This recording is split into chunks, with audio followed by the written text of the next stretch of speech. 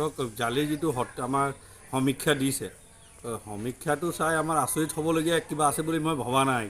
এইকাৰণে ভবা নাই যে চৰকাৰ যিহেতুকে বিজেপি মিত্ৰজোঁট হ'ব বুলি ভাবিছোঁ, কাৰণ এই চৰকাৰটোৱে যোৱা 10 বছৰে যিমান কৰিলে বিগত চৰকাৰবিলাক হয়তো 50 বছৰতে একোৱেই কৰা নাছিলে।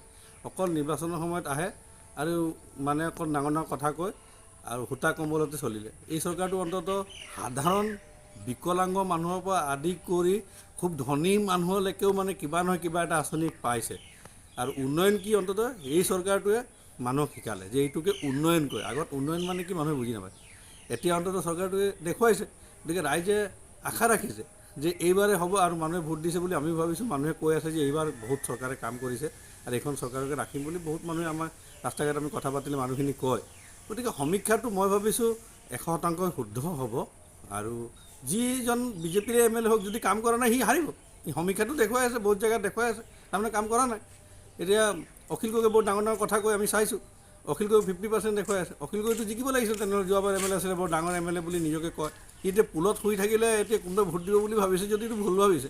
তেখেতে পুলত শুই থাকে আৰু দেখুৱাই মই সাধাৰণ মানুহ হাৱাই চেণ্ডেল পিন্ধিছোঁ, পুলতে শুই থাকি মানুহে মোক ভোট দিব, মই সাধাৰণ মানুহ বুলি দেখুৱাই। এতিয়া মানুহে গম পোৱা হ'ল ন, আজিৰ যুগ সেইটো নাই। কাম কৰিবতো ভোট দিব, পুলতে হওক বা পথাৰতে হৈ থাকক বা AC ৰুমতে থাকক, কাম কৰক আৰু AC ৰুমত থাকক। কাম কৰিলে ৰাইজে ভোট দিব। আমি ভাবিছোঁ মানে যিটো সমীক্ষা 100% শুদ্ধ হ'ব বুলি ভাবিছোঁ। গতিকে